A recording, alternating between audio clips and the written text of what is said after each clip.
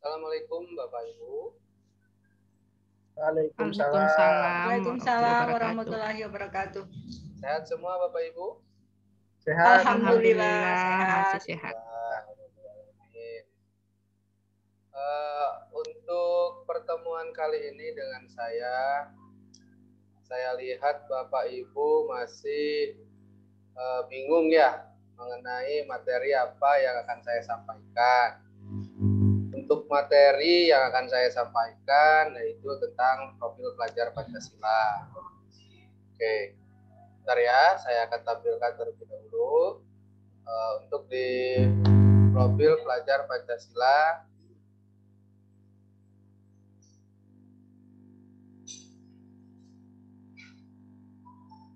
Ya. Nah, sudah terlihat Bapak Ibu semuanya?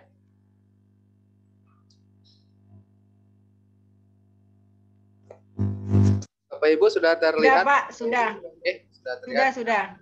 Nah, di sini ada definisi profil pelajar Pancasila. Profil pelajar Pancasila adalah profil lulusan yang bertujuan menunjukkan karakter dan kompetensi yang diharapkan, diraih dan menguatkan nilai-nilai luhur Pancasila, peserta didik, dan para pemangku kepentingan. Ada 6 atau terdiri dari 6 dimensi dengan penjabaran elemen di masing-masing dimensinya.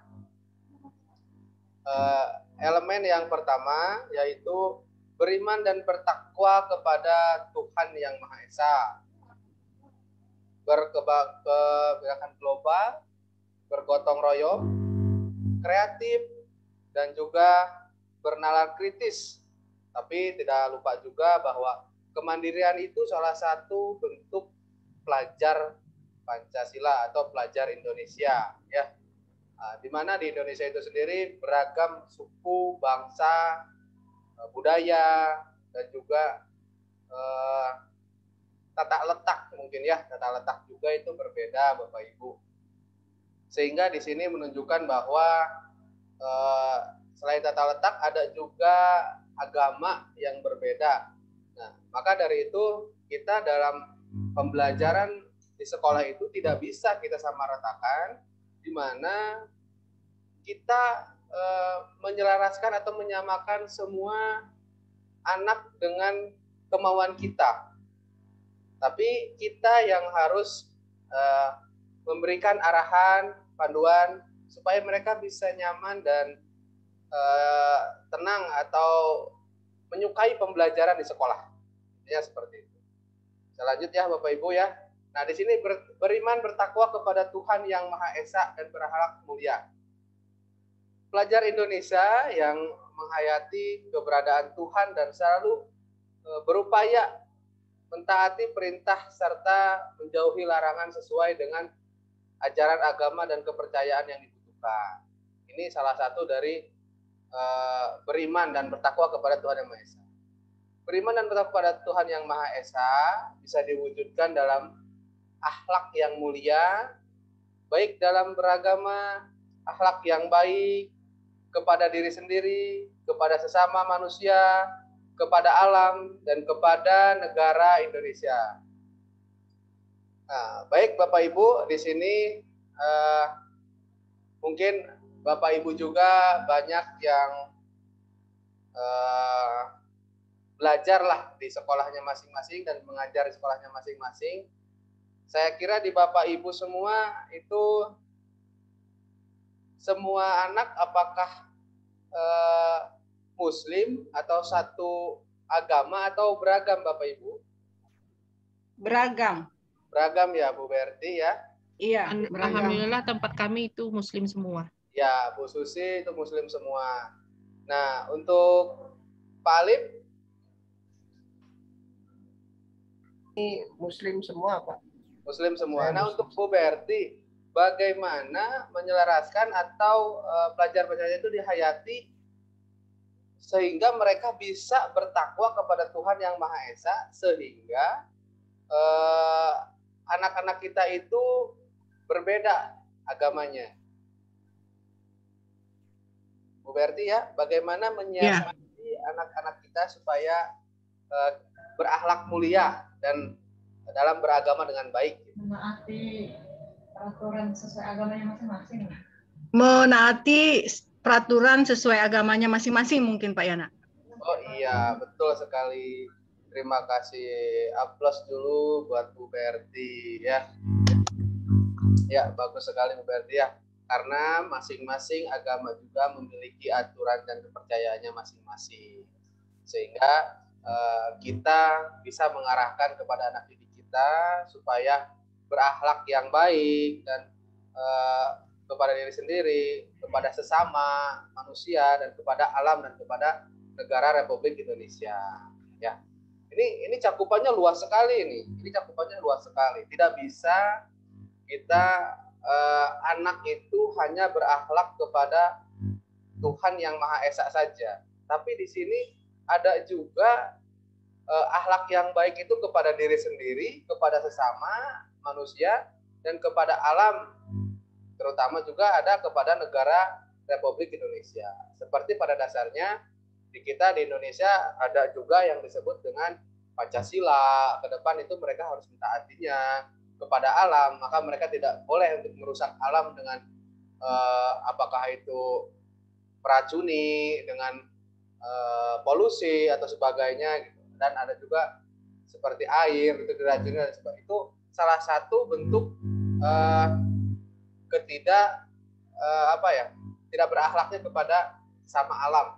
Tapi kalau anak kita berakhlak kepada alam juga, itu saya kira mereka akan terbiasa melindungi alam itu sendiri, baik dari tumbuhan, hewan, dan juga yang lain. Baik Bapak Ibu, kita lanjutkan dengan materi selanjutnya, yaitu berkebinekaan global. Ya, di sini pelajar Indonesia yang berkebinekaan global memiliki identitas diri yang matang, mampu menunjukkan dirinya sebagai representasi budaya luhur bangsa, sekaligus memiliki wawasan serta keterbukaan tentang eksistensi ragam budaya daerah, nasional, dan global. Pelajar Indonesia memiliki sikap menghormati keberagaman dan toleransi terhadap perbedaan.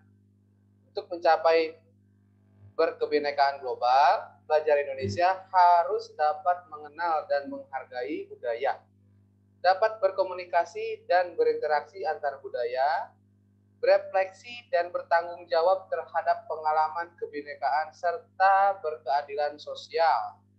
Nah, ini cukup beragam ini. Harus dapat mengenal dan menghargai budaya. Ini saya kira ini Bapak Ibu semua masih bisa untuk memahami hal ini. Apakah masih fokus? Oke, saya mau tanya nih budaya masing-masing. Nah, kebetulan saya berada di Jawa Barat ya. Untuk di Jawa Barat sendiri itu budayanya budaya Sunda. Udah jendela, Pak. Nah, budaya Sunda ini ada juga tari jaipongan, ada juga adat istiadat yang lainnya. Nah, saya pengen tahu nih di Bu Susi nih, daerah mana Bu Susi?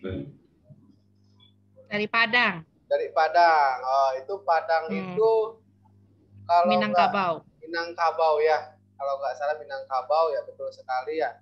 Takutnya saya lupa ya Ibu Susi ya. Kalau dari Ibu Berti itu daerah mana ya? Bengkulu.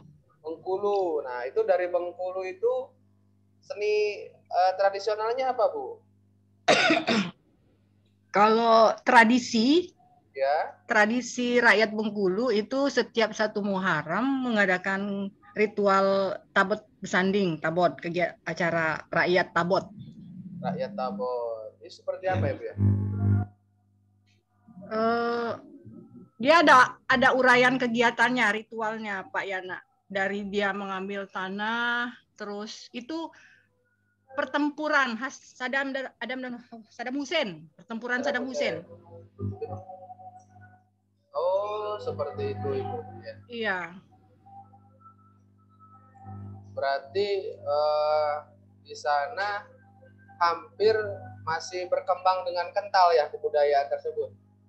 Iya masih, karena tiap tahun mengadakan karena ada COVID ini, jadi hanya ritualnya saja dilakukan. Kalau biasanya dari tahun-tahun sebelum ada COVID itu kalau tabur itu ada yang pameran kebudayaan seperti itu, ada stand-stand dari kantor-kantor instansi yang mengisi seperti itu. Karena COVID, jadi ritualnya saja yang dilaksanakan. Iya, iya, betul. Ya, mungkin hampir semua sama ya dengan adanya COVID-19, maka di kita semua hampir berkerumun memang sudah tidak boleh ya, Bu ya. Iya. Tetap kita harus melestarikan adat istiadat yang memang sudah ada pada daerah kita masing-masing. Kalau Pak Arif, seperti apa Pak Arif kebudayaan di daerah Pak Arif ya? Mohon maaf Pak Arif dari mana ya? Kalau saya aslinya Jawa, Pak. Asli Cuman Jawa. kebetulan saya dapat dinas di Kabupaten Sumbawa. Oh, Jadi begitu. ya, jadi di Kabupaten Sumbawa ini kebudayaan yang saya ketahui sampai saat ini yang sering dilakukan masyarakat adalah barodak. Barodak itu ketika nikah, sebelum nikah itu ada upacara-upacara khusus, itu namanya barodak, Pak. Barodak. Upacaranya seperti apa gitu Pak? Ya ada kayak dikasih lulur warna putih gitu, Pak. Laki-laki perempuan itu dilulur wajah semua itu. Pakai tepung. Jadi lucu ya, lucu. Tapi adatnya memang seperti itu. Iya, adatnya seperti itu. Terus ada juga pukul lesung. Jadi sebelum nikah itu ada kayak pukul lesung. Iya, iya. Para wanita itu pakai lesung, dipukul-pukul kencang gitu. Oh, Tandanya iya. berarti di rumah itu mau ada kegiatan besar. Iya. Ya, baik Bapak Ibu, terima kasih ya. Ini perkenalan dari budayanya masing-masing. Mari kita jaga budaya kita. Mari kita lestarikan untuk anak cucu kita sebagai Bapak Ibu guru yang memang mengajar di sejarah gitu ya. Nah, kalau bukan kita ya siapa lagi untuk melestarikan budaya kita semua. Ya. Mari kita lanjut untuk materi selanjutnya. Di sini ada mandiri ya. Pelajar Indonesia memiliki prakarsa atas pengembangan dirinya untuk tercermin dalam kemampuan untuk bertanggung jawab, memiliki rencana strategis, melakukan tindakan dan refleksi proses dan hasil pengalamannya. Untuk itu, pelajar Indonesia perlu memiliki kesadaran akan diri dan situasi yang diharapkan serta memiliki regulasi diri. Baik, selanjutnya bergotong royong. Pelajar Indonesia memiliki kemampuan untuk melakukan kolaborasi dengan sukarela agar kegiatan yang dikerjakan dapat berjalan lancar dan mencapai tujuan untuk kebaikan bersama. Pelajar Indonesia juga selalu berusaha melihat kekuatan-kekuatan yang dimiliki setiap orang atau di sekitarnya yang dapat memberi manfaat bersama, mencegah terjadinya konflik dan tidak melaksanakan kehendak pada orang lain. Tidak memaksa ya. Hal-hal yang harus dilakukan pelajar Indonesia untuk mewujudkan gotong royong adalah melakukan kolaborasi, memberikan kepedulian yang tinggi dan berbagi dengan sesama.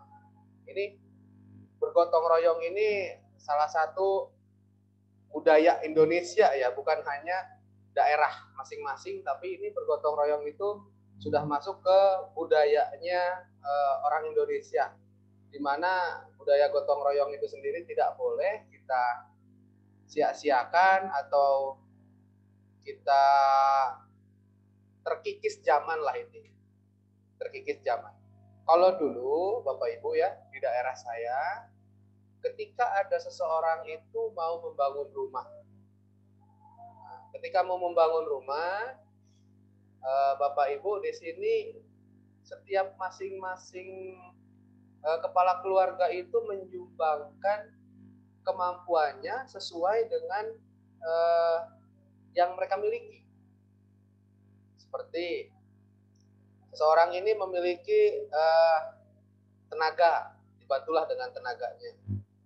Kepala keluarga ini itu memiliki uang untuk membeli bata, maka menyumbanglah batanya gitu. Dan bapak ini juga atau kepala keluarga satu lagi ini memiliki untuk beli pasir, maka dia akan menyumbang dengan pasirnya.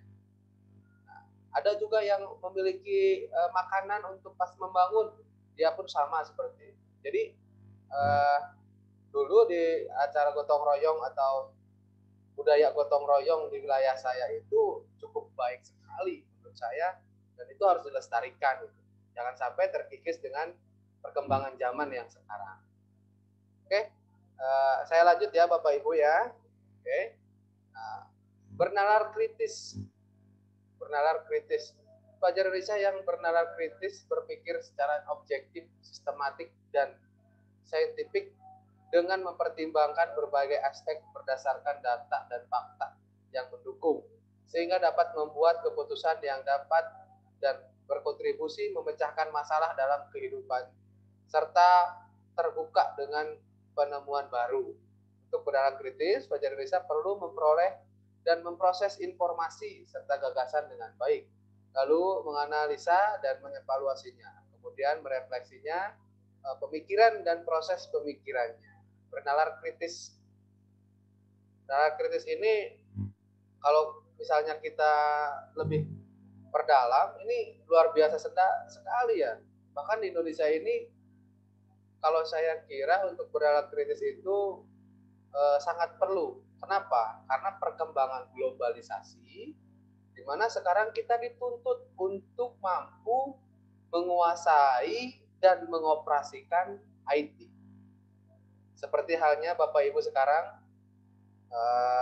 dituntut LMS dalam pembelajaran kita sekarang, dan juga TIK, Teknik Informatika dan Komunikasi, lalu juga media-media informasi yang baru, dan juga aplikasi-aplikasi yang baru gitu ya. Saya mau tanya nih Bapak Ibu, kira-kiranya Bapak Ibu apa saja yang sudah Bapak Ibu kuasai tentang aplikasi atau metode ajar yang digunakan menggunakan IT? Silakan untuk disebutkan saja siapa yang mau menyebutkan dan apa saja programnya. Ya, silakan Pak Arif. Yang sudah saya gunakan ada pertama dulu Pak, awal-awal kita masih menggunakan media WhatsApp. Terus kemudian saya gunakan media ajar Google Classroom. Terus gunakan rumah belajar. Nah, ada aplikasi-aplikasi tambahan Pak yang mungkin disukai oleh peserta didik saat ini. Seperti halnya TikTok. Saya sudah coba di akhir-akhir ini, saya gunakan TikTok untuk pembelajaran sejarah. Menarik juga sih Pak, lucu. Anak-anak ini sambil nari-nari dia menjawab pertanyaan dari saya gitu kan, ada musiknya. Gitu. Jadi anak-anak sekarang juga sudah mulai kreatif dalam membuat video-video yang menarik dan tetap berfokus dalam pembelajaran. Terima kasih Pak.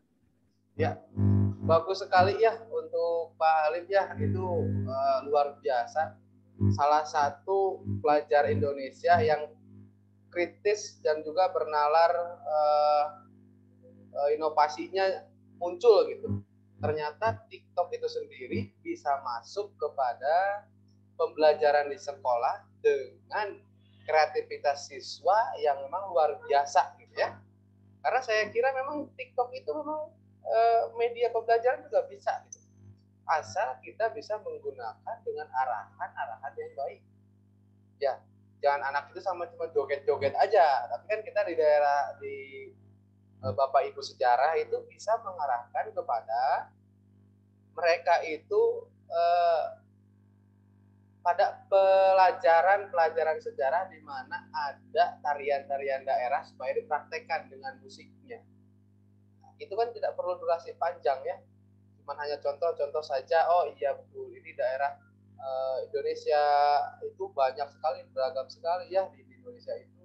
Baik dari Sunda ada Jaipongan, ada juga tarian-tarian dari wilayah-wilayah lain, ada tari Saman dari Aceh, juga ada yang lainnya. Baik Bapak Ibu, saya lanjut ya, materi selanjutnya yaitu kreatif. Pelajar Indonesia mampu memodifikasi dan menghasilkan sesuatu yang orisinal.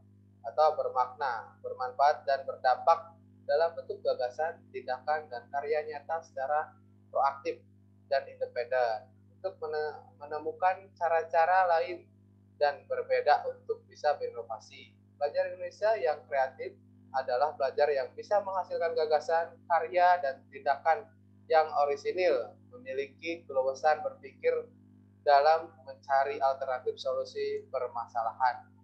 Di sini ada, harus digarisbawahi ya, orisinil. Jadi kita tidak menjiplak. Kalau bisa kita tidak menjiplak. Jadi Bapak Ibu itu mengarahkan anak kita itu berkreatif, berinovasi, tapi tidak meniru, mencipta. Nah, seperti slogan kita sendiri kan, SMK bisa, SMK hebat. Nah, di situ kan berarti ada yang muncul dari pemikiran Bapak Ibu, dituangkan dan diarahkan kepada siswa-siswi, maka mereka mampu berinovasi tanpa harus menjiplak api dengan acara orisinil. Orisinil itu masih kemurniannya, idenya dari mereka masing-masing. Oke, Bapak Ibu sampai sini ada pertanyaan dulu atau cukup? Nggak ada. Cukup jelas, Pak. Cukup ya, cukup jelas ya.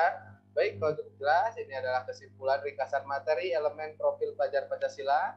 Beriman bertakwa kepada Tuhan Yang Maha Esa, berakhlak mulia, akhlak beragama, akhlak pribadi, akhlak kepada manusia, akhlak kepada alam, dan akhlak bernegara. Berkebinekaan global, mengenal dan menghargai budaya, komunikasi dan interaksi antar budaya, refleksi dan bertanggung jawab terhadap pengalaman kebinekaan dan berkeadilan sosial. Lalu bergotong royong, kolaborasi, kepedulian, berbagi, mandiri. Nah, di sini mandiri, pemahaman diri dari situasi regulasi diri. Bernalar kritis, memperoleh dan memproses informasi dan gagasan, menganalisis dan mengevaluasi penalaran, lalu merefleksi dan mengevaluasi pemikirannya sendiri. Selanjutnya itu saja mungkin dari saya Bapak Ibu ya.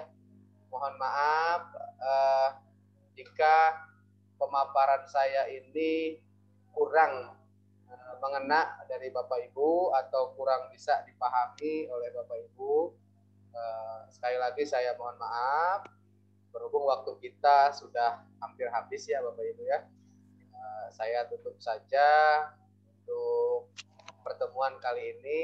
Saya akhiri. Billahi taufiq wal hidayah. Assalamualaikum warahmatullahi wabarakatuh. Waalaikumsalam Waalaikumsalam warahmatullahi warahmatullahi wabarakatuh.